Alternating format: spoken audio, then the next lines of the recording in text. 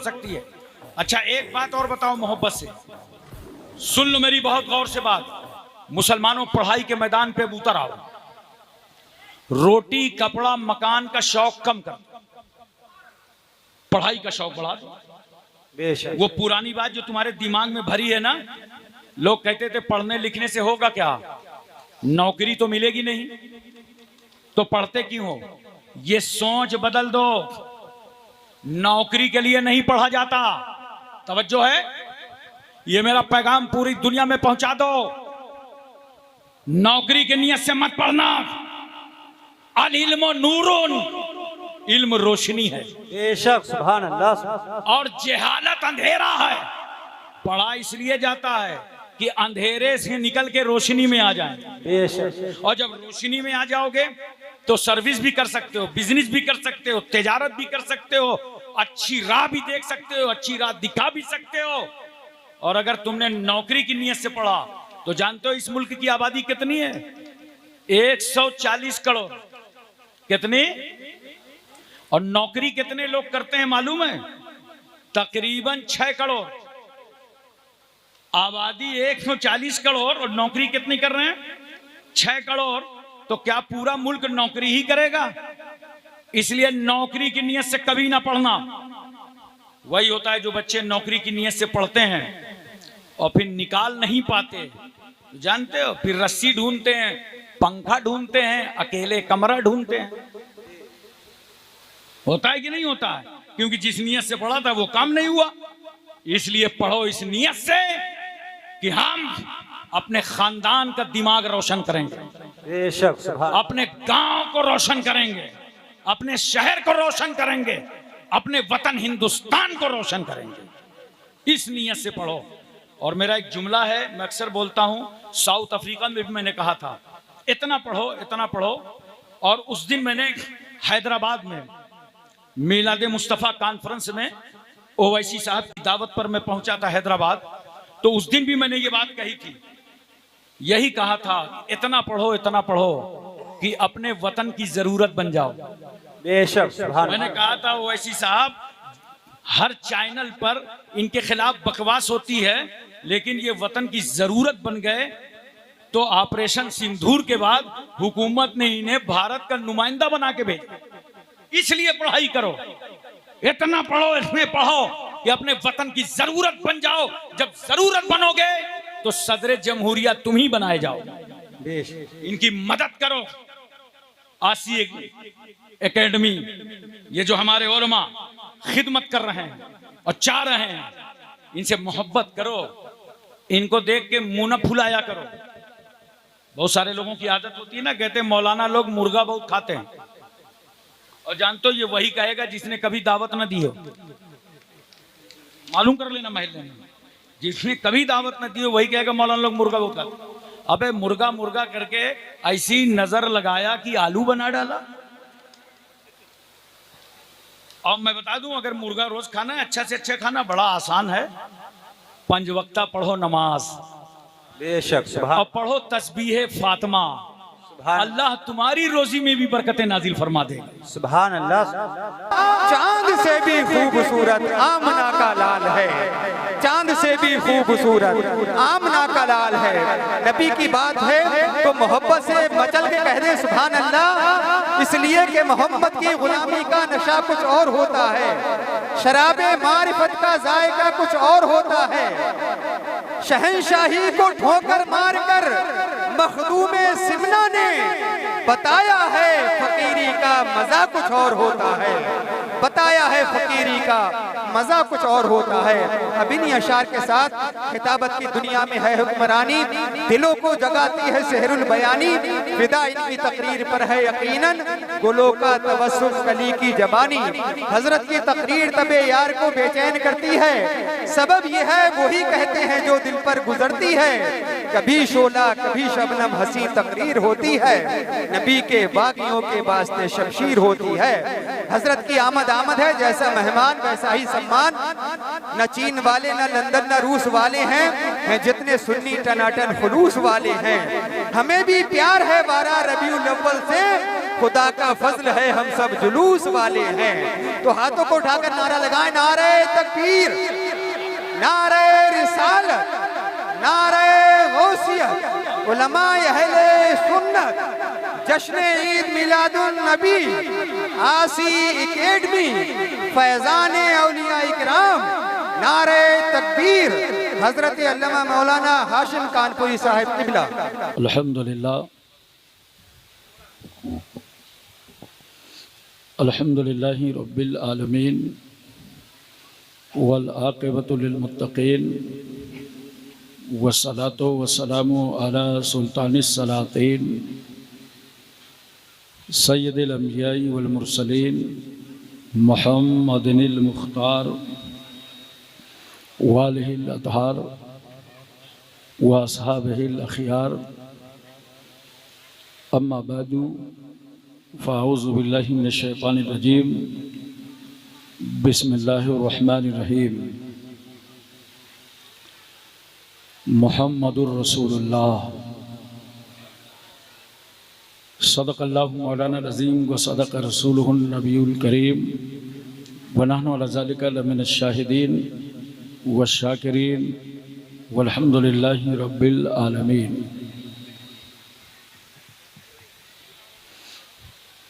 Member नूर पे जलवाबार उलमा अहले सुन्नत, आइम्मा मसाजिद, असातिज़ा मदारिस, बुज़ुर्गों, नौजवान साथियों, अज़ीज़ बच्चों, इस्लामी रिश्ते की माँ और बहनों, अस्सलामु अलैकुम व रहमतुल्लाहि व बरकातहू।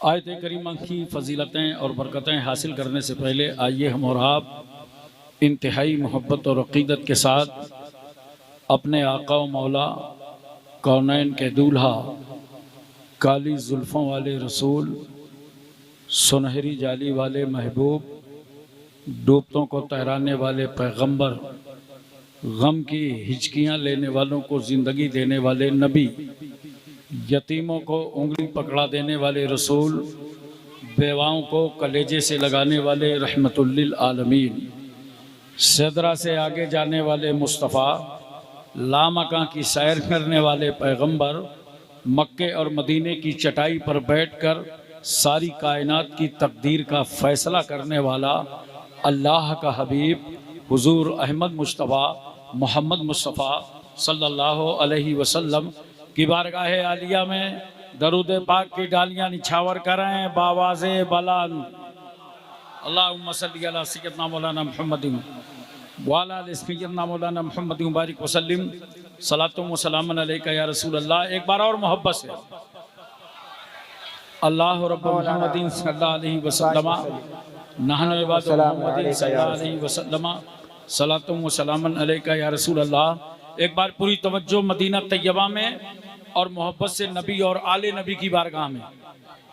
अल्लाहुम्मा सल्ली अला सय्यदिना व मौलाना मुहम्मद सल्लल्लाहु अला नबील उम्मी व अलैहि सल्लल्लाहु अलैहि वसल्लम सलातुम व सलामुन अलैका या रसूल अल्लाह।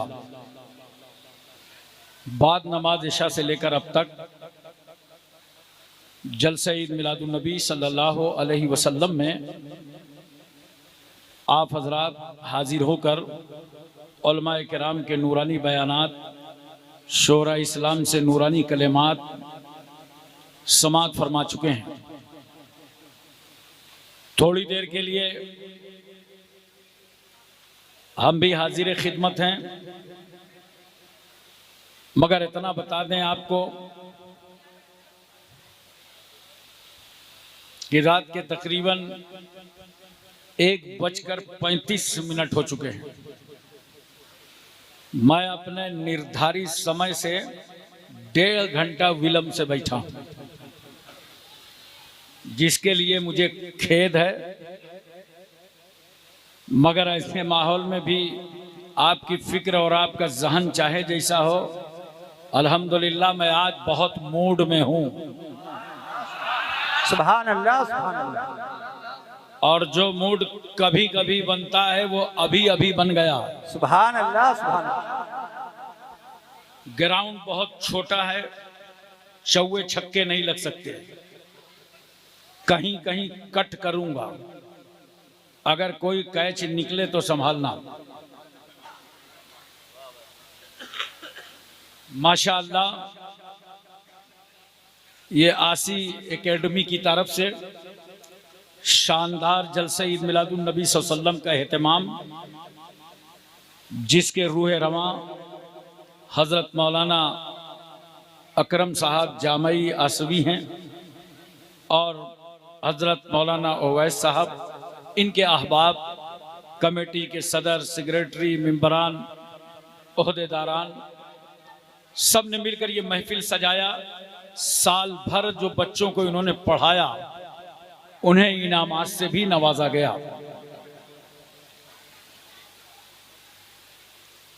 एक शानदार खिताब हजरत मौलाना हसन मंजर रूहानी साहब का आपने समाअत फरमाया, बहुत पाए की तकरीर फरमा रहे थे। अच्छा, आपका पूरा नाम क्या है? मंजर मोहसिन साहब हैं। माशाअल्लाह साहब, आप किसी रूहानी से कम नहीं हैं। हो सकता है और भी कोई रूहानी हो, हाँ, लेकिन बहरहाल आप किसी रूहानी से कम नहीं हैं। अल्लाह ताला आपकी रूहानियत में और इजाफा फरमाए। हमारे अनाउंसर साहब हज़रत मौलाना जमशेद साहब, साजिद साहब, और हमसे पहले जो नात पढ़ रहे थे जफ़र साहब, महबूब जफ़र साहब, ये सब स्टेज में मिलते हैं, क़यामगाह में अब किसी से मुलाकात होती नहीं है, तो नाम पूरा याद नहीं रह जाता है। तो बहरहाल इन लोगों ने अपना अपना हिस्सा पढ़ लिया और पेश कर दिया। इस मौके पे अच्छा खिताब होना था खतीब अहले सुन्नत हज़रत अल्लामा हाफिज़ो कारी जुनैद आलम साहब, आस्ताना निज़ामुद्दीन औलिया का। चलिए, उनका खिताब आप लोगों के लिए उधार रहा, इंशाअल्लाह फिर होगा। हमारी जमात के बहुत शानदार खतीब हैं, और अब बगैर चूचेरा के आप थोड़ी देर हाजिर रहिए। बहुत लोग स्टेज पर मौजूद हैं, हमारे तौकीर भाई भी हाजिर हैं, सभी लोग मौजूद हैं। 4 मिसरे हाजिर करता हूं, समाअत फरमाएं। वो चाहते हैं कि हिंदुस्तान छोड़ दें हम,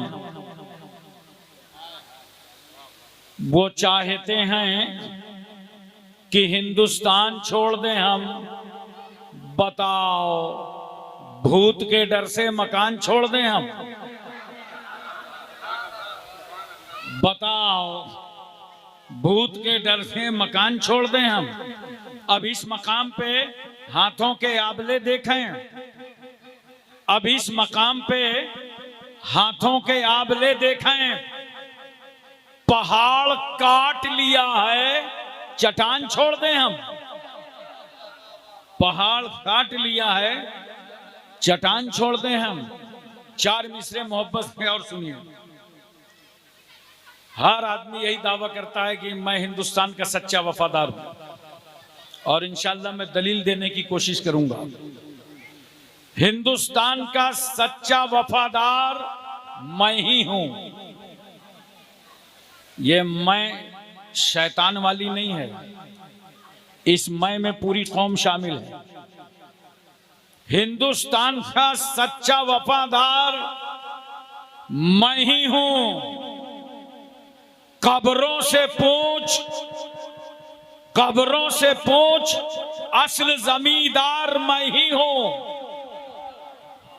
कब्रों से पूछ, असल जमींदार मैं ही हूं। दरिया के साथ वो तो समंदर में बह गया, दरिया के साथ वो तो समंदर में बह गया। मिट्टी में मिलके मिट्टी का हकदार मैं ही हूं। बेशक बेशक, सुभान अल्लाह, सुभान अल्लाह। मिट्टी में मिलके मिट्टी का हकदार मैं ही हूं। बेशक, सुभान अल्लाह। हजरात, जिस पैगंबर सल्लल्लाहु अलैहि वसल्लम की मिलाद की महफिल में हम और आप सब हाजिर हैं, उस रहमत आलम सल्लल्लाहु अलैहि वसल्लम के दुनिया में आने से पहले इस दुनिया का हाल क्या था, कितना जुल्म, सितम, बर्बरियत, सफाकी, कितने मजालिम के पहाड़ इस दुनिया में तोड़े जा रहे थे। अरबों के यहां एक खेल खेला जाता था जिसका नाम था रक्से बिस्मिल। रक्कासा का मैदान तय होता था, चारों तरफ से तमाशाई खड़े होते थे। जैसे हमारे मुल्क में क्रिकेट का खेल देखने के लिए लोग खड़े होते हैं, ऐसे लोग खड़े हो जाते थे और बाज़ाब्ता इनको बंद रहने देना। भैया हेलो, इधर सुनो, बंद कर दो इनको, आपका जलसा कामयाब हो जाएगा। बंद कर दो पंखा। तो मुझे जरूर गर्मी लगेगी, लेकिन याद रखना ये पंखे बहुत डिस्टर्ब करते हैं जलसे में।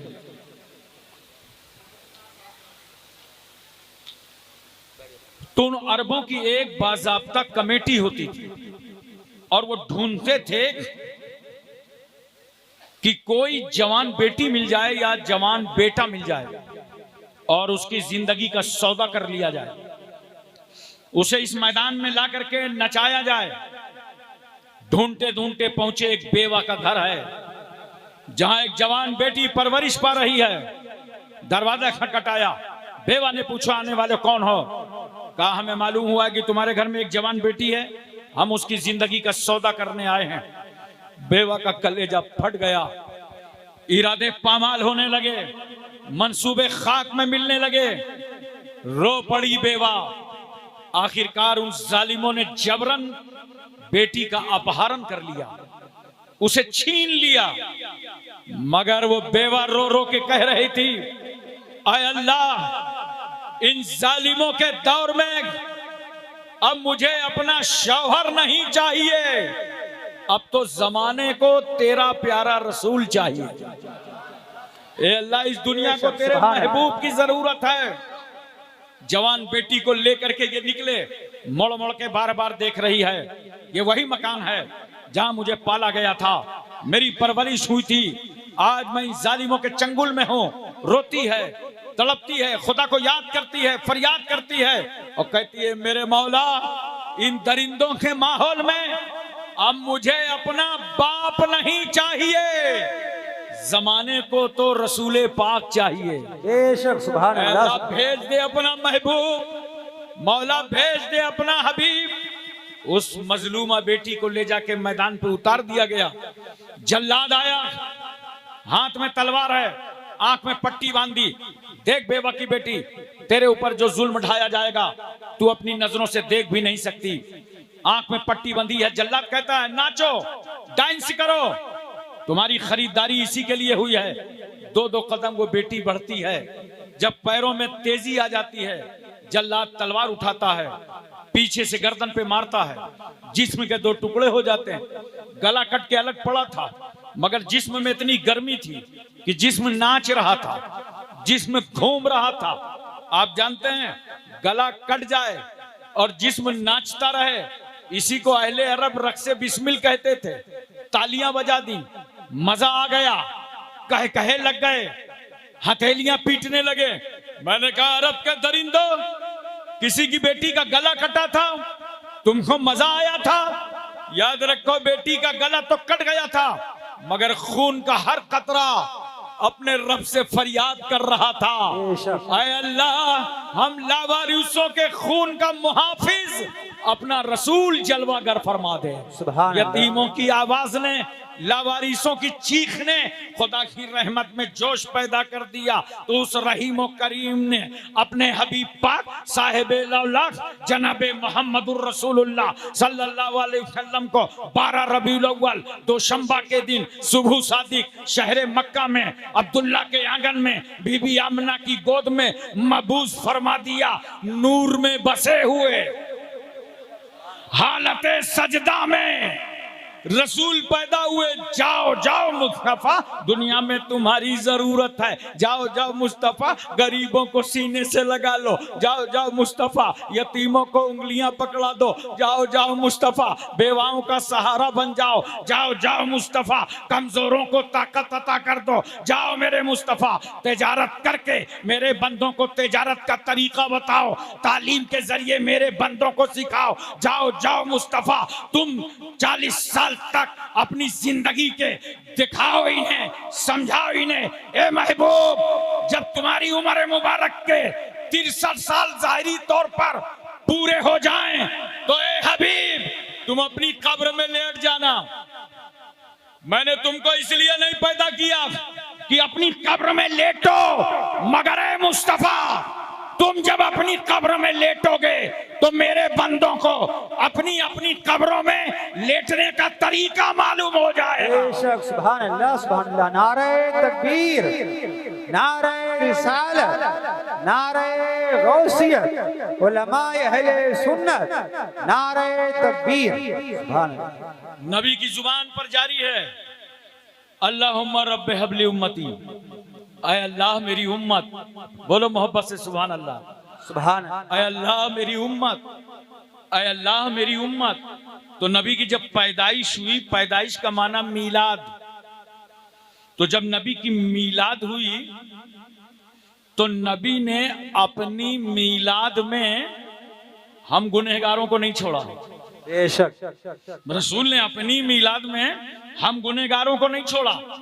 आओ तुगलकाबाद वालों, हम भी तय कर लें कि गुंबदे खजरा के दूल्हा, ए नबियों के नबी, रसूलों के रसूल, इमामों के इमाम, अगर हम गुनहगारों को आप अपनी मीलाद में छोड़ने के लिए तैयार नहीं हैं, तो हम भी अहद करते हैं कि जिंदगी के किसी मोड़ पर हम आपके नाम की मीलाद छोड़ने को तैयार नहीं है। बेशक, बेशक, इंशाअल्लाह। जो रसूल अपनी पैदाइश में हमें याद करे, उस मोहम्मद को हम आई लव यू मोहम्मद न बोलेंगे तो कौन बोलेगा?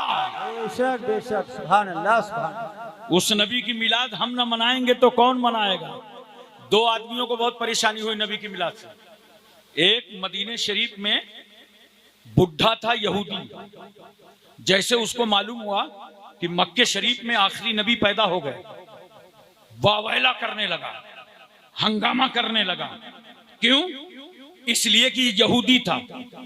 यहूदियों को यह यकीन था कि आखिरी नबी जो आएगा वो बनी इस्राइल में आएगा, यहूदियों में आएगा, और अल्लाह ने पैदा फरमा दिया बनी इस्माइल में। सुभान अल्लाह, सुभान अल्लाह। अल्लाह का महबूब बनी इस्माइल में आ गया। और सुनो मुसलमानों, यही दुश्मनी आज तक यहूदियों को है, हमारे पैगंबर से भी है, इस्लाम से भी है, मुसलमानों से भी है।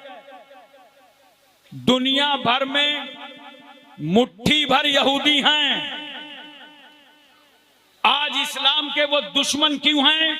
क्यों? ये चाहते थे, बड़ी तारीफ करते थे, आखिरी नबी आएगा, बड़ा बाकमाल नबी होगा, लेकिन वो नबी बनी इस्राइल के बजाय बनी इस्माइल में अल्लाह ने पैदा फरमा दिया। सुभान अल्लाह। वो दुश्मनी आज तक चली आ रही है, मगर इस्राइल में 94 लाख यहूदी हैं, सिर्फ 94 लाख। हमारे पंजाब के आधे भी नहीं, लेकिन आज पूरी दुनिया को नचा रहे हैं, इसलिए कि उन्होंने इल्म सीखा है। मुसलमानों, तुम भी तय कर लो कि इल्मी मैदान पे उतर जाओ। बेशक, बेशक। और इल्म सीखो। ये आसी एकेडमी, दीगर जो मराकिज मदारिस कायम किए जा रहे हैं, इनका मकसद यही है कि कोई मुसलमान का बच्चा जाहिल ना रहने पावे। पढ़ो, आगे बढ़ो। एक बड़ी मतलब की बात और कर दूं मैं आपसे, इस मुल्क में हमारी बड़ी इज्जत थी, 20% हम हैं, जिसकी कुर्सी चाहते थे खड़ी कर देते थे, जिसकी चाहते थे लेटा देते थे। लेकिन अब तो मुल्क में खेल ही 20-80 का होने लगा, तो तुम्हारे 20% की कोई औकात ना रह गई। अब मुसलमानों, अगर अपनी अजमतें रफ्ता वापस लाना चाहते हो, अपनी इज्जतों को वापस लाना चाहते हो, तो वाहिद जरिया है अपने बच्चों को आईएएस बनाओ, पीसीएस बनाओ, डॉक्टर बनाओ, इंजीनियर बनाओ, तालीम इतनी दिलाओ कि तुम्हारे दरवाजे पर फिर मेला लगने लगे। बेशक बेशक सुभान अल्लाह। बहरहाल मैं अर्ज कर रहा था और आपको बता रहा था, दूसरी परेशानी शैतान को हो गई, क्योंकि जब खुदा ने उसे जन्नत से निकाला तो उसने कहा जा रहा हूं लेकिन मैं बहकाऊंगा, तेरे बंदों को चैन से रहने नहीं दूंगा। तो अल्लाह ने फरमाया तू मेरे मुखलिस बंदों को बहका ना पाएगा। वो तो प्रोग्राम बनाया था शैतान की सबका हाथ पकड़ पकड़ के जहन्नम ले जाऊंगा, मगर जब रसूल आ गए शैतान को बड़ी परेशानी हुई, ये तो जन्नत पहुंचाने वाला रसूल आ गया, बेशक ये तो सुभान अल्लाह। हिदायतों का चिराग लेकर आखिरी नबी आ गया। दो आदमी को परेशानी हुई है नबी की मिलाद से, बात समझ रहे हो ना? दो आदमी को परेशानी हुई है रसूल की आमद से। अब अगर कोई तुमको हिंदुस्तान में मिलादे मुस्तफा से परेशान हाल नजर आए तो समझ लेना इन दोनों में से किसी एक से ताल्लुक है। बेशक बेशक हक हक हक हक। आप तवज्जो कीजिए जरा सा, हुजूर सल्लल्लाहु अलैहि वसल्लम की विलादत तैयबा जिस मकान पे हुई, बहुत सारे इसमें हाजी लोग हैं जिन्होंने उस घर को देखा होगा। हमारे जनाब जुनैद आलम साहब अभी अभी ये उम्रा करके आए हैं, और लोग भी इसमें होंगे जिन्होंने मक्के शरीफ की ज़ियारत की होगी, तो उस घर को देखा होगा जिस घर में रसूलुल्लाह की विलादत तैयबा हुई। और आप यकीन करें, मैं तो सऊदी टाइम के मुताबिक तकरीबन 11:30 बजे रात विलादत गाहे रसूल पर जाता था। सऊदी गवर्नमेंट ने उस पे एक लाइब्रेरी बना रखी, और जब उस मकान पर जाइए हाथ बांध कर सलाम पढ़िए तो ऐसी रूहानियत तारी होती थी, ये वही घर है जहां अल्लाह का महबूब आया था, सुभान अल्लाह ये वही मकान है जहां अल्लाह का रसूल आया था। हक। मैं एक दिन बड़े इत्मीनान से यूं हाथ बांध करके दरूद शरीफ पढ़ रहा था, बोलो मोहब्बत से सुभान अल्लाह। यूं दरूद पढ़ रहा था, इतने में एक आ गया और यूं हाथ पे हाथ मेरे मारा, कहा हाजी हाजा शिरकुन, ये शिरक है, हक़ज़ा फ़िस्सलात, इस तरह नमाज में हाथ बांधे जाते हैं, ये हाथ बांधे हुए हो ये शिरक है, इस तरह नमाज में हाथ बांधे जाते हैं। जरा बड़े प्यार से मेरी बात सुनना, इंशाअल्लाह कोई आपको गुमराह न कर पाएगा। कहा इस तरह नमाज में हाथ बांधे जाते हैं, शिरक है। मैंने बहुत मोहब्बत से यूं हाथ खोला, मैंने कहा हक़ज़ा फ़िस्सलात, अबे अक्लमंद, अगर नमाज में हाथ बांधे जाते हैं तो नमाज में हाथ खोले भी जाते हैं। अगर बांधना शिरक है तो खोलना भी शिरक है,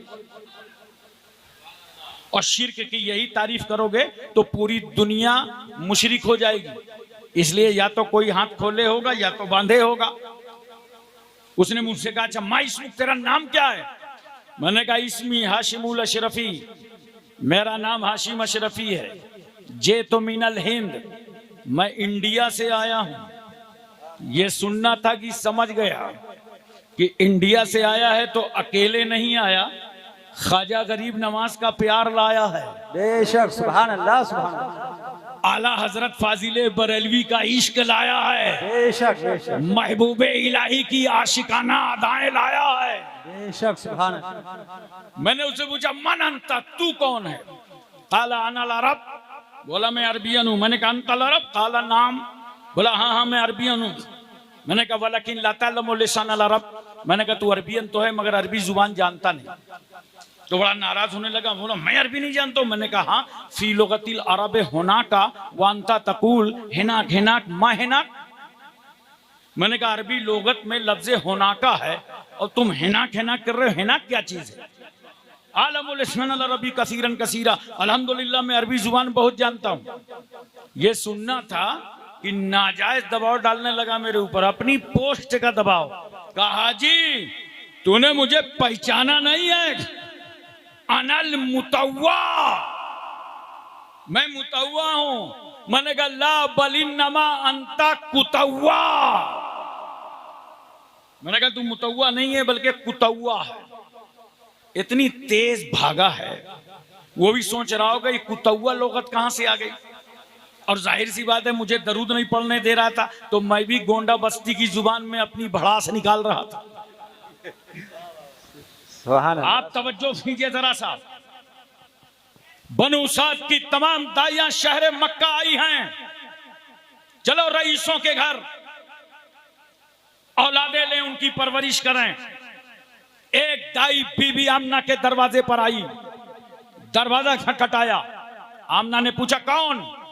कहा मैं बनु साद से चल के आई हूं।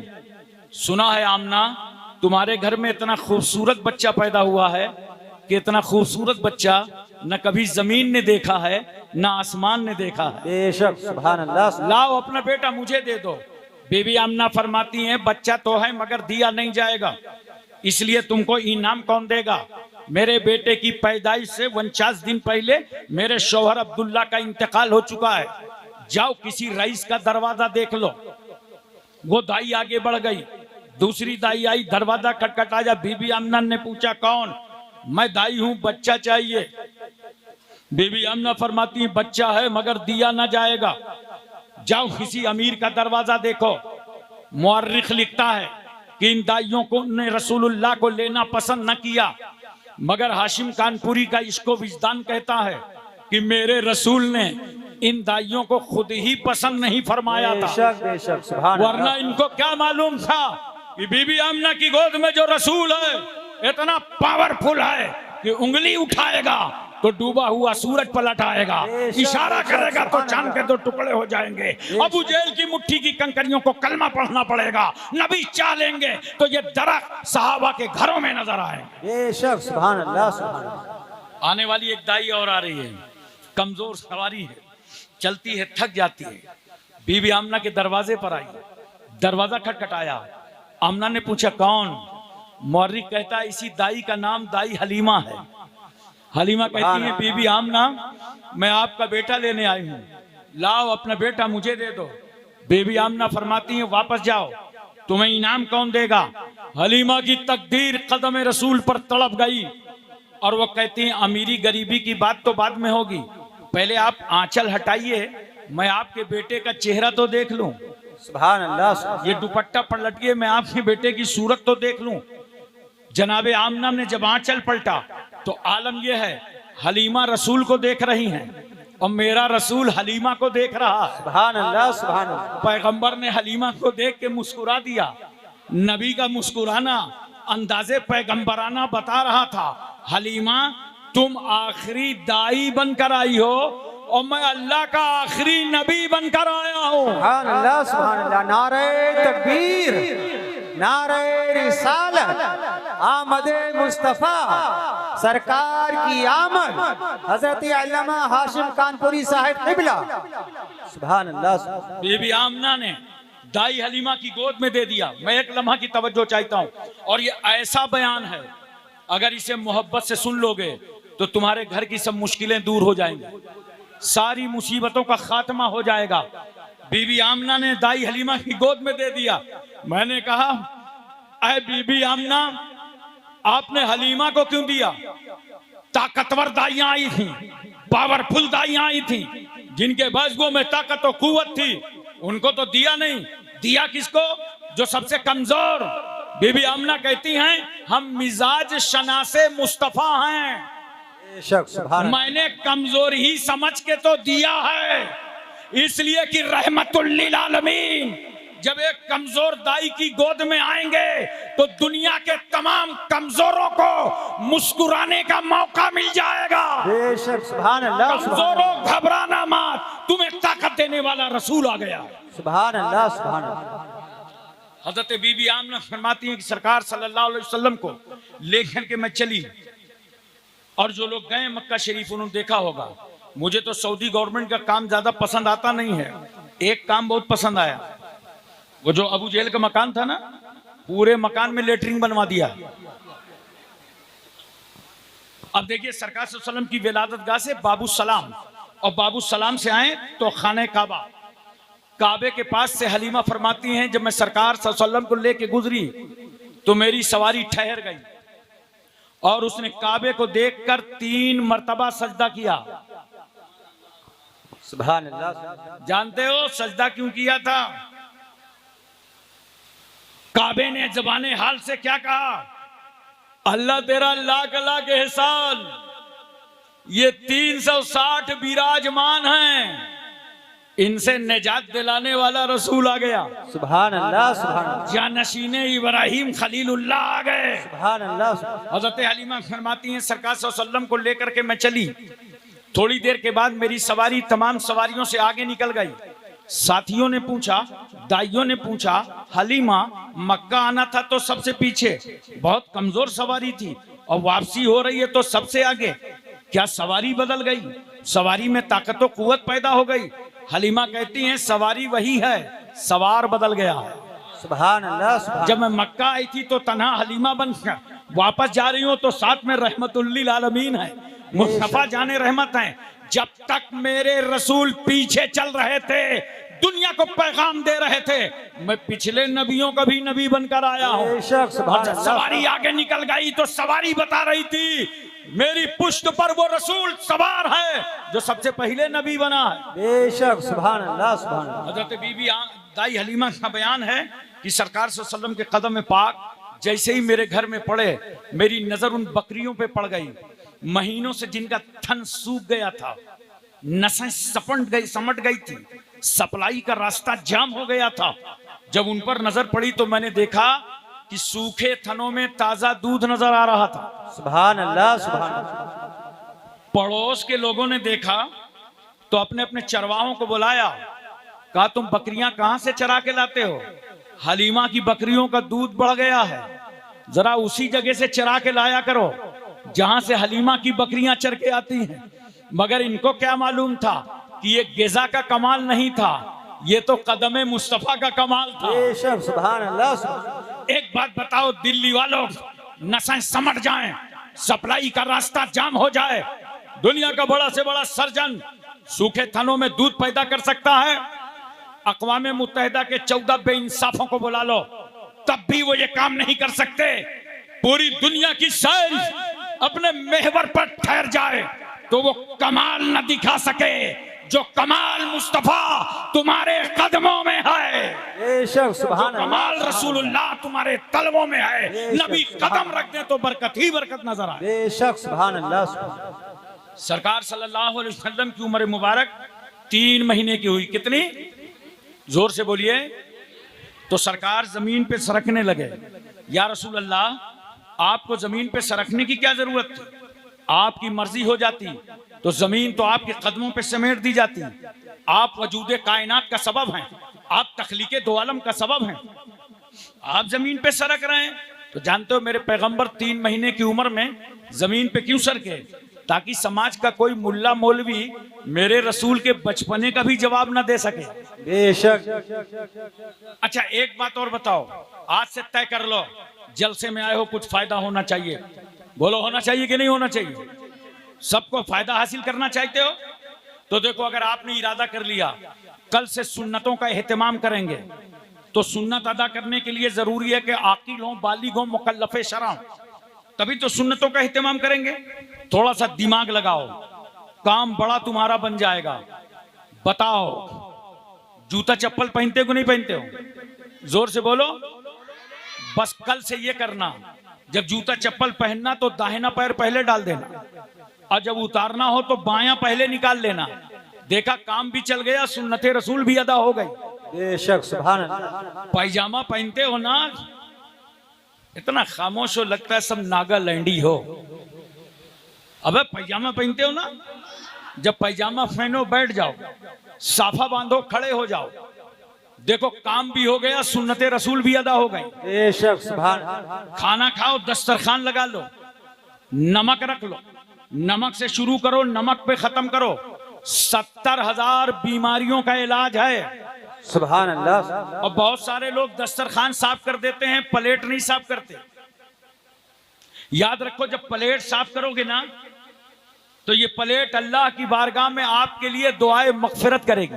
सुभान अल्लाह। और देखो, दस्तरखान में जो सबसे छोटा हो पहले उसके हाथ धुलाया करो। कल होटल में बैठोगे, चाय खानों पे जाओगे, लोग कहेंगे रात जलसा था, आसी एकेडमी ने करवाया था, कैसा जलसा था। कोई कुछ बताएगा, कोई कुछ बताएगा, तुम कुछ ना बताना, इतना जरूर बता देना, हमें जो मौलाना साहब आए थे वो सुन्नत सिखा के चले गए। सुभान अल्लाह सुभान बोलो, इतना याद रखना कि सुन्नतें जो मैं तुम्हें सिखा रहा हूं, जब दस्तरखान में जो सबसे कम उम्र हो और खाना खाने जा रहे हो तो पहले उस बच्चे के हाथ धुलाओ। क्यों? अगर बच्चे के हाथ नहीं धुलाओगे ना तो बैठे बैठे सोचेगा या अल्लाह, जहां ऐसी ऐसी पर्सनालिटीज हों, खुदा खैर करे उधर का माल इधर सप्लाई होगा या नहीं, तो बच्चे का दिल टूटेगा ना। इस्लाम दिल तोड़ने नहीं आया, इस्लाम तो टूटे हुए दिलों को जोड़ने के लिए आया। बेशक सुभान अल्लाह। पहले बच्चे के हाथ धुलाओ और जब खाने से फारिग हो जाओ तो जो सबसे उम्र दराज हो, बुजुर्ग हो, उसके हाथ धुलाओ ताकि उसकी बुजुर्गी का परचम भी लहराता नजर आए। बेशक सुभान पूरी तवज्जो है ना। तो मैं अर्ज कर रहा था, अगर सुन्नत अदा करना चाहते हो तो जरूरी है कि आकिल हो, बालिग हो, मुकल्लफे शरा हो। अब बताओ, अगर समाज का कोई बच्चा कम उम्री में इंतकाल कर जाए, जवानी अल्लाह अता ना करे, जिंदगानी अता ना करे, न वो लिबास पहनना जानता था, न नमाज पढ़ना जानता था, न मसनून तरीके जानता था, न आदाबे इस्लामी से वाकिफ था, तो वो बच्चा आखिर रसूल की सुन्नत कैसे अदा करेगा? रसूल की रहमत ने कहा, मेरी उम्मत के शहजादों मायूस मत होना। अगर अल्लाह जवानी अता न करे, जिंदगानी अता न करे और कम उम्री में तुम्हारा इंतकाल हो जाए और तुम नबी की सुन्नत अदा करना चाहते हो तो मायूस मत होना, जमीन पे सरक जाना, नबी की सुन्नत अदा हो जाए। सुभान अल्लाह। नारे तकबीर, नारे रिसालत, नारे गौसियत, सुन्नते मुस्तफा, आसी एकेडमी, नारे तकबीर। सुभान अल्लाह। सरकार सल्लल्लाहु अलैहि वसल्लम की उम्र मुबारक 5 महीने की हुई तो अल्लाह के रसूल सल्लल्लाहु अलैहि वसल्लम दीवार पकड़ के चलने लगे। या रसूल अल्लाह, इतनी जल्दी की क्या जरूरत थी? तो जानते हो, सरकार के पास टाइम कम था। जाहिरी तौर पर टाइम कितना? 63 साल। और काम इसी 63 साल में अबू बकर को सिद्दीक अकबर, उमर को फारूक आजम, उस्मान को जामुल कुरान, अली को शेर खुदा, हजरत साद, सईद, तलहा, जुबैर, अम्मार, बुजर, खालिद बिन वलीद, अबू उबैदा बिन जर्राह, अब्दुर्रहमान बिन औफ, सुहैब रूमी, सलमान फारसी, बिलाल हब्सी, हजरत अनस, अबू हुरैरा, अबू दरदा, अमीर हमजा, सहाबा को नवाजना है। और इसी 63 साल में पिछली शरीयतों को मनसूख करके शरीयत मोहम्मदिया का कानून नाफिज करना है। बेशक। इसी 63 साल में कुरान पाक का निजाम हयात देना है। इसी 63 साल में मक्के मदीने की चटाई पर बैठकर पूरी दुनिया को इंसानियत, आदमियत, मानवता, बशरियत, इखलास, अखलाक, भाईचारा, मसावात, अहिंसा का दर्से अजीम देना। सरकार सल्लल्लाहु अलैहि वसल्लम की उम्र मुबारक 7 महीने की हुई। तवज्जो कीजिएगा, कितनी? तो सरकार तेज कदमों पे चलने लगे, सूरत के साथ चलने लगे। और 8वां महीना आया तो पैगंबर ने जुबान अक़दस से फरमाया, ला इलाहा इल्लल्लाह। अरे पढ़ लो दिल लगा के, ला इलाहा इल्लल्लाह मुहम्मदुर रसूलुल्लाह। 7वें महीने में तेज कदमों से, 8वें महीने में पैगंबर ने ला इलाहा इल्लल्लाह पढ़ा। जन्नत में कितने दरवाजे हैं? बोलो, 8। बड़े मियां को याद है, अब और मजबूती से याद कर रहे हैं। और जहन्नम में कोई मुझे शिकायत नहीं अगर याद नहीं है तो। आप भी सोच रहे हैं जिसको जाना हो वो समझे, लेकिन बताऊंगा मैं जरूर तुम्हें। जहन्नम में 7 और जन्नत में 8। नबी करीम सल्लल्लाहु अलैहि वसल्लम 7वें महीने में तेज कदमों से क्यों चले?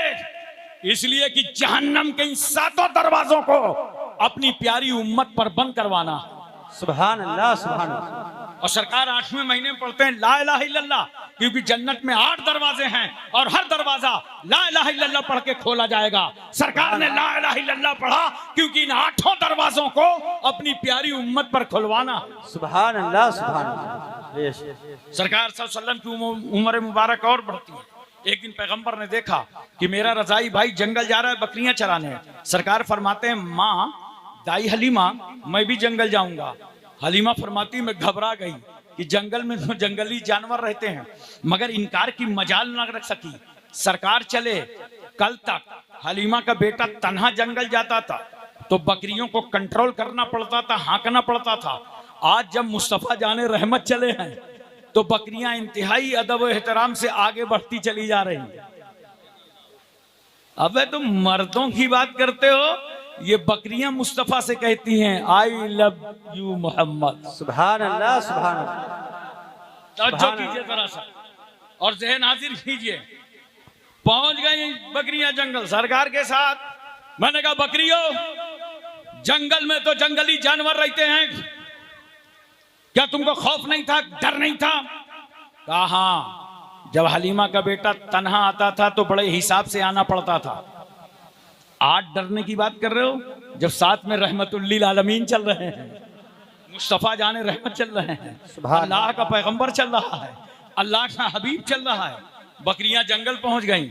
शेर की नजर बकरियों पे पड़ी, गार से दहाड़ मारते हुए निकला बकरियों की तरफ।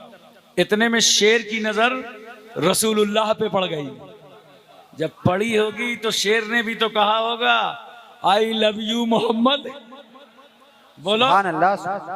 तवज्जो कीजिए। तो अब बकरियों को नहीं देख रहा, अब तो मुस्तफा का जमाल देख रहा है, अब रसूलुल्लाह का चेहरा देख रहा है। मैंने कहा शेर देख ले, ये वो रसूल हैं जिनकी उम्मत में आने की तमन्ना मूसा कलीमुल्लाह को, ईसा रूहुल्लाह को। बेशक और शेर इतने प्यार से नबी को देख रहा था, इतने प्यार से कि मैं कहता हूं शेर सुन, तू था दरिंदा, वरना रसूल को इतनी मोहब्बत से देखने वाला सहाबी बन जाता है। बेशक सुभान अल्लाह। इतने प्यार से देखने वाला, जितने प्यार से तू देख रहा था। अच्छा एक बात बताओ, ऐसे मौके पर तो शेर ने बकरियों का शुक्रिया अदा किया होगा। पहले तो बकरियों को देखा तो जाहिर सी बात है मौसम बन गया होगा। शेर बकरी देख ले जैसे मुसलमान बिरयानी देख ले। लेकिन जब रसूल का चेहरा देखा होगा तो बकरियों को थैंक यू कहा होगा, बकरियों तुम्हारा लाख लाख शुक्रिया, न तुम मेरी तरफ आई होती और न सरकार का जमाल देखने को मिला होता, बेशक सुभान अल्लाह का चेहरा देखने को मिला होता। पैगंबर ने उंगली मुबारक का इशारा किया, शेर ने जिधर इशारा पाया उधर ही चला गया। शेर देखा है आप लोगों ने? ईमानदारी से बताना, अरे बोलो आपने देखा है? चिड़िया उड़िया घर में देखा होगा, बाहर भी माशाअल्लाह। मौलाना अकरम साहब ने बड़े बहादुर आदमी को बैठा के रखा है मेरे पास। चिड़ियाघर में बहुत लोगों ने देखा होगा। मैंने सबसे पहले मिलादुन नबी के जलसे में उदयपुर में देखा था, चिड़िया ही घर में देखा था। लेकिन अभी फरवरी में मैं काठियावाड़ से एक प्रोग्राम में रात की कॉन्फ्रेंस करके गुजर रहा था। जंगल से मेरी गाड़ी गुजर रही थी कि सामने अचानक दो शेर दिखाई पड़े। ड्राइवर ने कहा देखिए दोनों शेर आ गए। तो मैंने कहा भाई रोक लो गाड़ी, लेकिन शीशा न खोलना, शीशा बंद रखो। आप यकीन करें जैसे पीछे के लोग बैठे हैं, गाड़ी हमारी यहाँ थी, हम शीशे से देख रहे थे वो वहां से निकल रहे थे।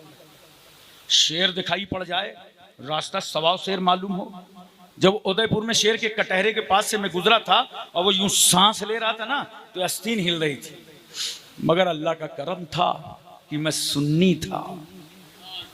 सुभान अल्लाह। वरना 5-6 बाल्टी पानी का नुकसान हो गया होता।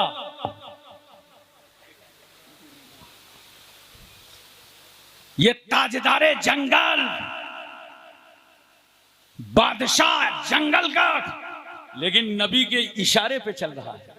सुभान अल्लाह। मोहब्बत से बोलो सुभान अल्लाह। सुभान अल्लाह। नबी के इशारे पे चल रहा है। दोपहर का वक्त ढला था कि हलीमा का बेटा रोता रोता घर वापस आया। माँ ने पूछा क्या हुआ? कहा माँ बड़ा गजब हो गया, 2 आदमी मैदान पे आए थे, दोनों ने सरकार को लिटा दिया। आज महसूस होता है कि उन लोगों ने शहीद कर डाला है।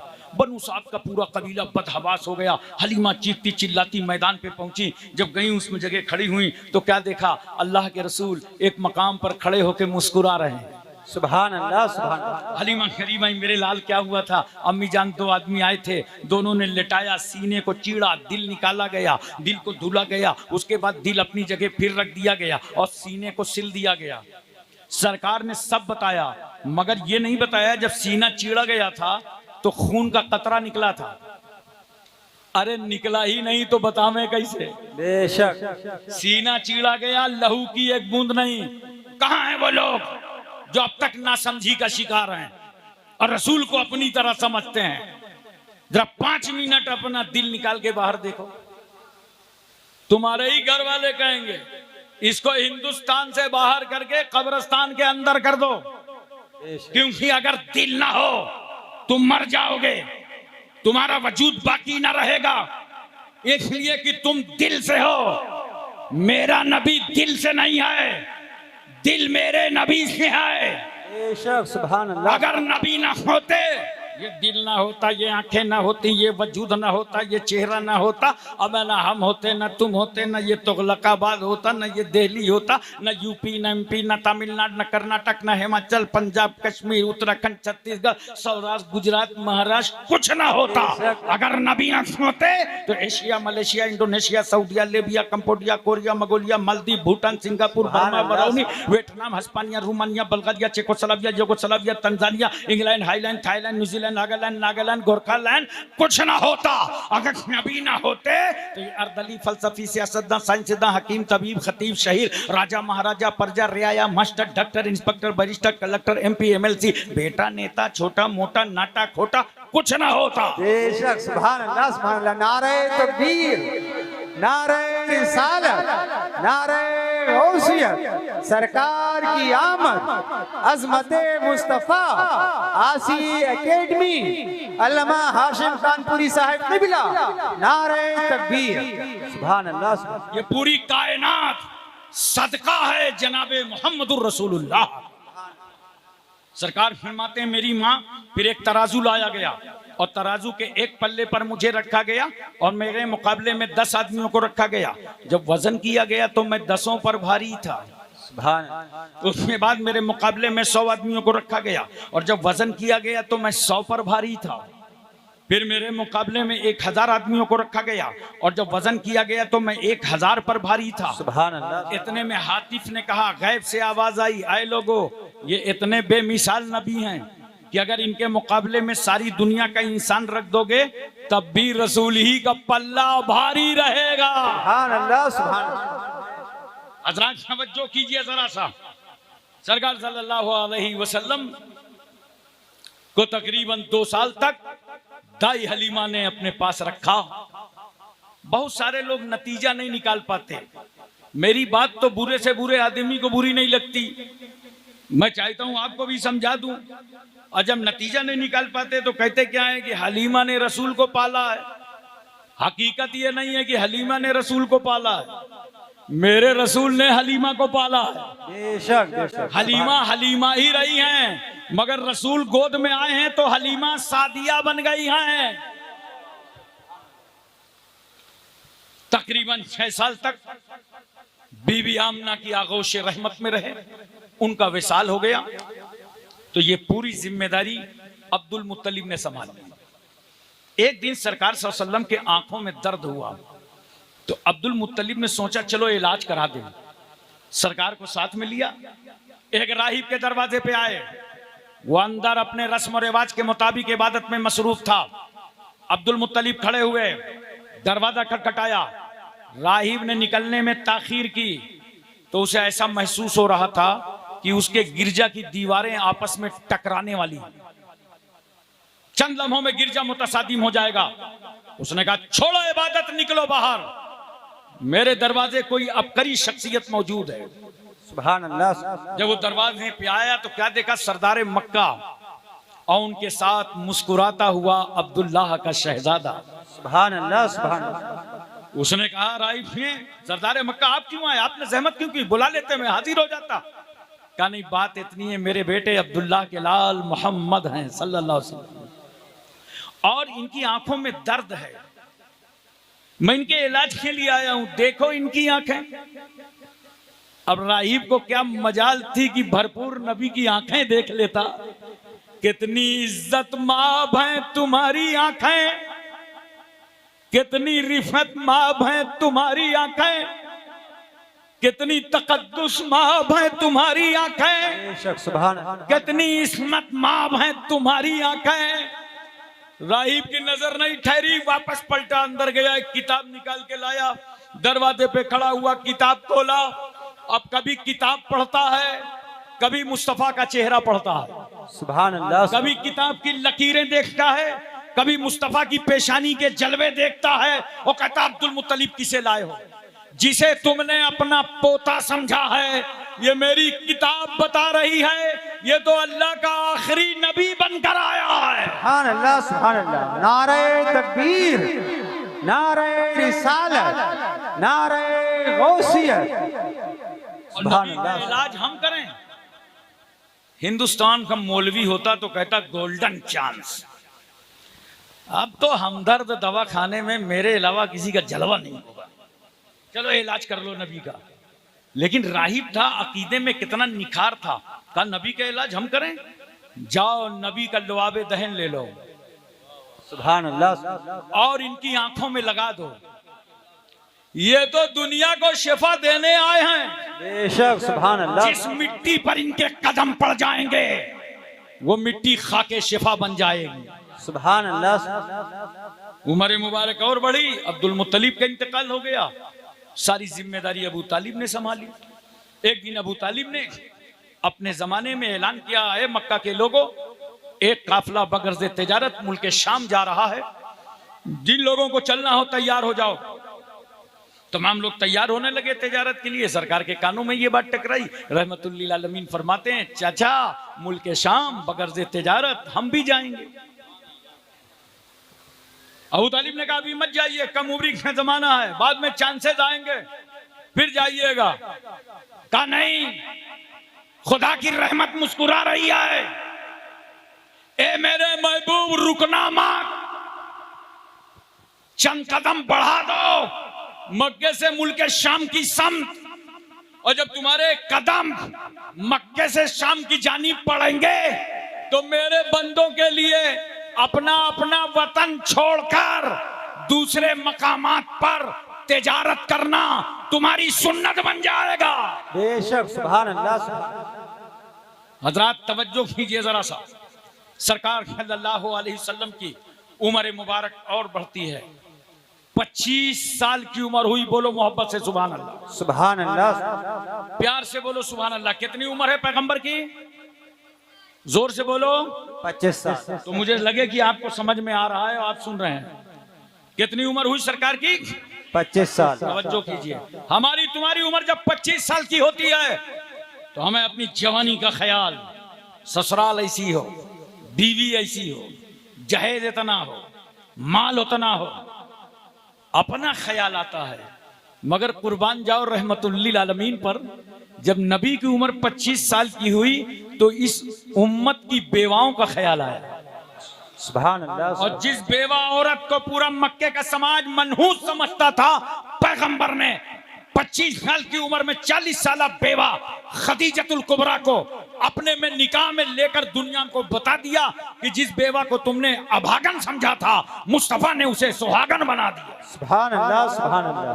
बेशक। और एक बात और सुनो, सरकार सल्लल्लाहु अलैहि वसल्लम ने निकाह फरमाया सरकार की अज़वाजे मुतहरात में, हजरत खदीजतुल कुबरा, हजरत आयशा सिद्दीका, हजरत सौदा, हजरत हफ्सा, उम्मे सलमा, उम्मे हबीबा, मैमूना, हजरत ज़ैनब, ज़ैनब बिन्त खजीमा, हजरत जुवैरिया, हजरत सफिया। सुभान अल्लाह। बात सुन लो बहुत प्यार से, सरकार सल्लल्लाहु अलैहि वसल्लम ने 1,24,000 कमोबेश सहाबा किराम को पढ़ा लिखा के तैयार कर दिया कि दीन मुस्तफ़ा का पैगाम ले जाओ। मेरे सहाबा तुम ताबईन तक पहुंचाना, ताबईन तबे ताबईन तक पहुंचाएंगे। लेकिन एक बात सुनो, कुछ चीजें तो ऐसी हैं कि रसूलुल्लाह घर के अंदर हैं, वहां की बात इस उम्मत तक कैसे पहुंचेगी? सुभान अल्लाह, सुभान अरे बोलो, नबी करीम सल्लल्लाहु अलैहि वसल्लम हुजरे में हैं, अज़वाजे मुतहरात के हुजरे में हैं, वहां की बात यहाँ बाहर तक कैसे आएगी? सहाबा ने पूछा था हजरत आयशा सिद्दीका रदियल्लाहु ताला अन्हा से कि ये बताइए, हमारे सरकार सल्लल्लाहु अलैहि वसल्लम जब घर में रहते हैं तो वहां सरकार की क्या मसरूफियत रहती है? जनाबे आयशा फरमाती हैं वहां अल्लाह के रसूल घरेलू कामों में हिस्सा बटा लेते हैं। सुभान अल्लाह, सुभान। अरे जोर से बोलो सुभान अल्लाह। सुभान अल्लाह। तो सहाबा के जरिए ये दीन आया और वो अज़वाजे मुतहरात जिन्होंने हुजरे की हदीसों को सहाबा तक पहुंचाया, वो सुनो, हजरत सौदा ने 5 हदीसें रिवायत फरमाई, सुभान अल्लाह। हजरत आयशा सिद्दीका ने 2210 हदीसें रिवायत फरमाई है। सुभान अल्लाह, हजरत हफ्सा ने 60 हदीसें रिवायत फरमाई है। सुभान अल्लाह, हजरत उम्मे सलमा ने 378 हदीसें रिवायत फरमाई है। सुभान अल्लाह, हजरत उम्मे हबीबा ने 65 हदीसें रिवायत फरमाई हैं। सुभान हजरत मैमूना ने 76 हदीसें रिवायत फरमाई हैं। सुभान हजरत जैनब ने 11 हदीसें रिवायत फरमाई हैं।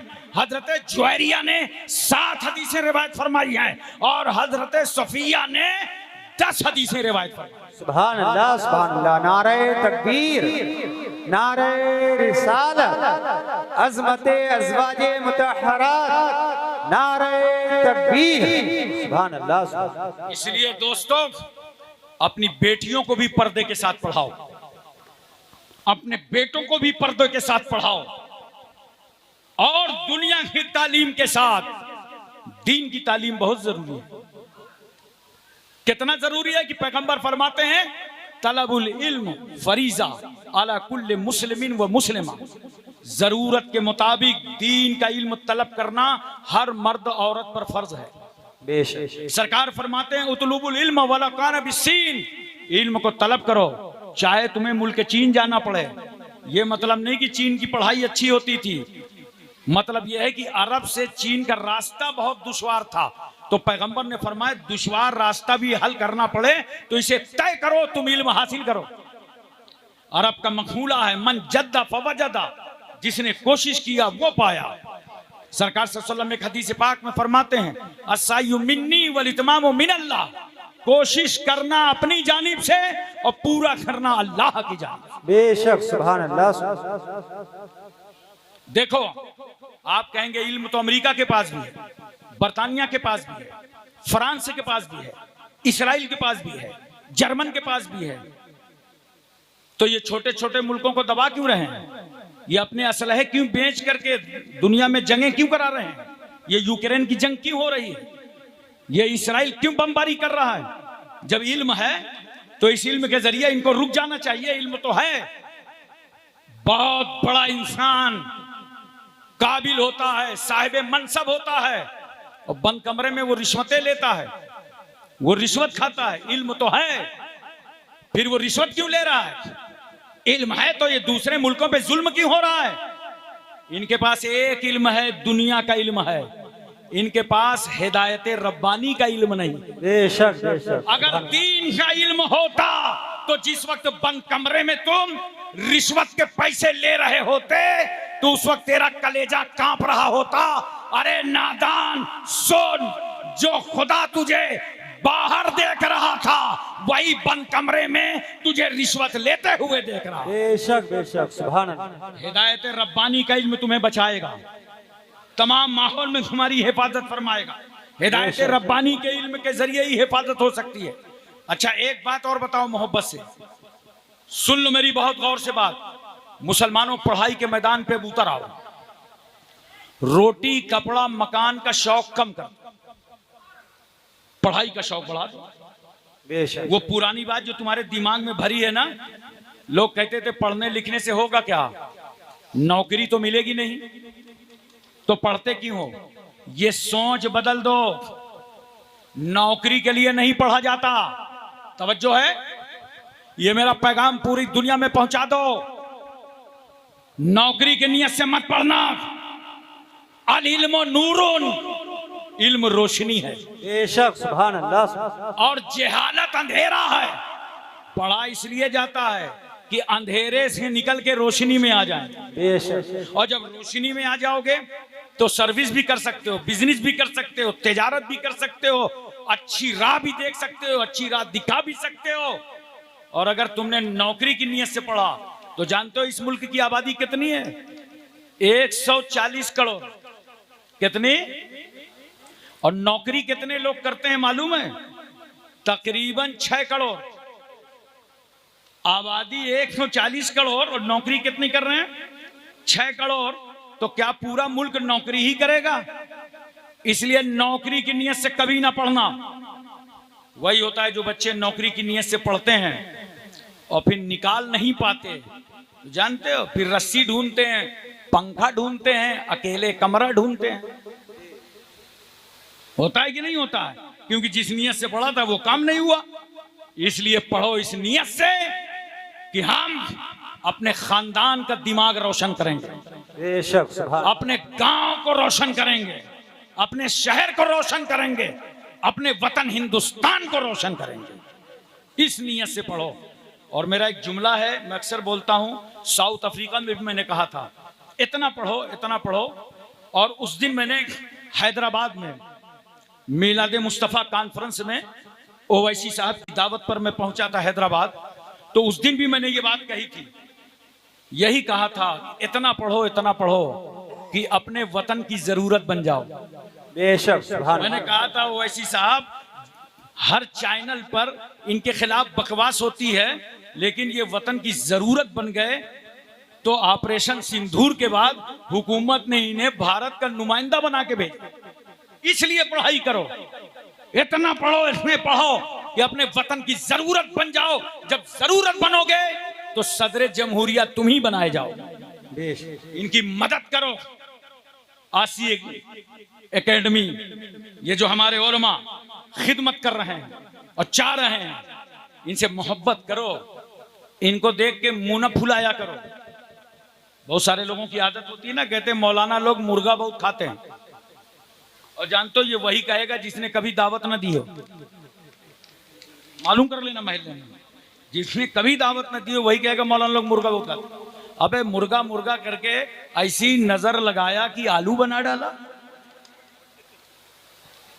और मैं बता दूं, अगर मुर्गा रोज खाना है, अच्छा से अच्छा खाना बड़ा आसान है। 5 वक्ता पढ़ो नमाज, बेशक सुभान और पढ़ो तस्बीह फातिमा, सुभान अल्लाह तुम्हारी रोजी में भी बरकतें नाजिल फरमा देगा। सुभान अल्लाह। तो इनको देखकर मोहब्बत से बोला करो। इनको भारी तनख्वाह नहीं देते हो, भारी रकमें नहीं देते हो, तो इनको जब देखा करो ना तो मुंह न फुलाया करो, दाएं बाएं इधर उधर न किया करो, बल्कि बड़े प्यार से सलाम करके किसी आलिम को, हाफिज को देखकर मुस्कुरा दिया करो। सुभान अल्लाह। तो जानते हो मुस्कुराना भी इस्लाम के अंदर सदके का सवाब देता है। बेशक तुम्हारे तेवरी चढ़ाने से कुछ नहीं होगा, मुस्कुरा दोगे इनका हौसला बढ़ जाएगा। ये तुम्हारी औलादों के लिए काम कर रहे हैं, ये तुम्हारी नस्लों के लिए काम कर रहे हैं। अल्लाह ताला ही हमारे जवान उलमा के बाजुओं में और ताकत और कुव्वत अता फरमाए, इन्हें और कामयाब करे। इनका मोहब्बत से साथ दीजिए, भरपूर अंदाज में साथ दीजिए, ताकि इल्म का बोलबाला हो और इल्म की रोशनी से हमारा पूरा भारत महकता हुआ नजर आए। सुभान अल्लाह। इस्लाम की एक एक बातें दोस्तों, अपने आका सल्लल्लाहु अलैहि वसल्लम की सीरत तैयबा को पढ़ा करो और समझा करो। एक आखिरी बात अर्ज करो, तवज्जो है? अरे नींद तो नहीं आ रही है? बोलो, नींद तो नहीं आ रही? एक आखिरी बात तवज्जो कीजिए। नींद आ रही होगी लेकिन आप बोल नहीं रहे हो, जबरदस्ती जोश और जज्बात में। अरे तुम अहिड़ क्यों रहे हो? शैतान अहिड़ता है, बैठे रहो, स्टेज नहीं बैठो, नीचे चले जाओ। यहाँ के आदाब अलग होते हैं, जो स्टेज में बैठे वो अदब से बैठे, नहीं नीचे बैठ जाए। सुनो, तवज्जो करो, लाहौल पढ़ो, लाहौल वला कुव्वता इल्ला बिल्लाहिल अलील अज़ीम, अस्तगफिरुल्लाह रब्बी मिन कुल्लि ज़म्बि व अतूबु इलैह। एक बार दरूद शरीफ पढ़ लो, सल्लल्लाहु अला नबील उम्मी व अलैहि सल्लल्लाहु अलैहि वसल्लम, सलातुन व सलामुन अलैका या रसूल अल्लाह, या हबीब अल्लाह, या नबी अल्लाह। तो तवज्जो करो, मैं एक बात अर्ज कर दूं। और हुजूर सल्लल्लाहु अलैहि वसल्लम की उम्र मुबारक 35 साल की हुई, यहीं पे तकरीर खत्म होगी। और जब कभी आपके महल्ले में मैं दोबारा आऊं तो आप मुझसे कहिए 35 साल से आगे का बयान कीजिए, इंशाअल्लाह फिर आगे का बयान होगा। 35 साल की उम्र मुबारक में काबे शरीफ की असर नौ तामीर हुई। काबा कई बार तामीर हुआ है। सरकार सल्लल्लाहु अलैहि वसल्लम की उम्र मुबारक 35 साल की है। ऐलान नबूवत से 5 साल पहले काबा तामीर हुआ। अब हजरे अस्वद रखने का सवाल उठा कि हजरे अस्वद कौन रखेगा। तो हर कबीले का सरदार चाहता था कि मेरे हाथों से रखा जाए, मेरे हाथों से। सब अपनी अपनी मोछे टोर रहे थे। आप समझ रहे हैं सिर्फ हिंदुस्तान के लोग मोछों की बात करते हैं, अरब के लोग मोछों में पीछे नहीं रहते, उनके भी बहुत बड़ी बड़ी मोछे होती हैं, बड़ी मोछों की बातें करते हैं। और हमारे इंडिया में मैं पटना गया था तो देखा एक साहब घुमा घुमा के इतनी बड़ी बड़ी मोछे रखे थे कि 2-2 लालटेन टांग लो। समझ में नहीं आ रहा था कि मोछ है कि भैंस की पूंछ है। नेपाल गया तो एक यूं खड़ी करके मोछ रखे था, लग रहा था किसी मकान का छज्जा है, ऐसी मुझे रखे। और ये नौजवान अगर कटाने और सफाई में आ जाए तो इतनी सफाई इतनी घुटाई कि भाव तक काट डालते हैं। दूर से देखो तो पता ही नहीं चलता कि भैया है कि भौजी है, मिस्टर है कि सिस्टर है। सारा समाज अपने मोछों की बातें कर रहा था कि मेरे हाथों से हजर अस्वद रखा जाएगा। एक शख्स खड़ा हुआ, कहा सुनो शहर मक्का में ऐलान कर दो, कल सुबह जो सबसे पहले काबे में आएगा उसी के हाथों से हजर अस्वद रखा जाएगा। सुबह हुई तो सबसे पहले पहुंचे आका मौला जनाब मोहम्मद रसूलुल्लाह सल्लल्लाहु अलैहि वसल्लम। सुभान अल्लाह, सुभान अल्लाह। सरकार पहुंच गए तो अब सरकार ही का तो हक था कि अपने हाथों से नसब फरमाते। उसके बावजूद पैगंबर क्या फरमाते हैं, एक चादर लाओ, बोलो सुभान अल्लाह। सुभान अल्लाह, सुभान अल्लाह। चादर में हजर अस्वद को रख दो और ऐलान कर दो जिस कबीले का सरदार चाहता हो मेरे हाथों से हजर अस्वद रखा जाए, वो उठे और चादर का कोना थाम ले। जिस सरदार ने चाहा चादर का कोना पकड़ा, पैगंबर ने अपने मुकद्दस हाथों से नसब फरमा दिया। तुगलकाबाद वालों, अगर नबी करीम सल्लल्लाहु अलैहि वसल्लम ने किसी को चादर का कोना न पकड़ाया होता तो उन अरबों को देखो अपने मुआहदे के बहुत पाबंद होते थे, किसी को हक के एतराज न था, नबी बजाते खुद नसब कर देते। मगर चादर का कोना पैगंबर ने पकड़ा करके नसब किया। क्यों? इसलिए कि नबी जानते थे अगर इन्हें चादर का कोना न पकड़ाया तो इन अरबों के दिल टूट जाएंगे। और मैं दिल तोड़ने नहीं आया, मैं तो टूटे हुए दिलों को जोड़ने आया। बेशक, सुभान अल्लाह। और मेरे पैगंबर ने जहां उन अरबों की दिलजोई की थी वहीं कान खोल करके सुन लो, 35 साल की उम्र में मेरे सरकार ने जमहूरियत की बुनियाद रख दी थी। सुभान अल्लाह। इसलिए हम कहते हैं जमहूरियत के असल बानी का नाम जनाब मोहम्मद रसूलुल्लाह सल्लल्लाहु अलैहि वसल्लम। अब एक सबक ले लेना नबी करीम सल्लल्लाहु अलैहि वसल्लम की सीरत पाक से। कोई कमेटी बनाओ, मस्जिद चलाओ, मदरसा चलाओ, जलसा कराओ, ईदगाह बनाओ, कब्रिस्तान बनाओ, तो जो आपस में कमेटियां बनाते हो याद रखो हर एक को शरीक कर लिया करो, सबको शरीक कर लिया करो। मतलब यह है कि सबको थोड़ा थोड़ा चादर का कोना पकड़ा दिया करो। बेशक, सुभान अल्लाह, सुभान अल्लाह। पूरी चादर पर अकेले कब्जा करने की कोशिश न करना, वरना बड़े इख्तिलाफात हो जाएंगे। अगर उस इख्तिलाफ से पहले ही से चाहते हो कि रिहाई रहे तो सबको चादर का कोना पकड़ाओ और नबी की सुन्नत समझ करके हजर अस्वद वाला काम खुद ही कर दो। बेशक, सुभान अल्लाह, सुभान कोना पकड़ाओ ताकि इत्तेहाद बाकी रहे, मोहब्बतें बाकी रहे। बेशक। अल्लाह की बारगाह में दुआ है परवरदिगार आलम हमको और आपको सबको इल्म अमल की तौफीक रफीक अता फरमाए। व आखिर दावाना अनिल हम्दुलिल्लाह।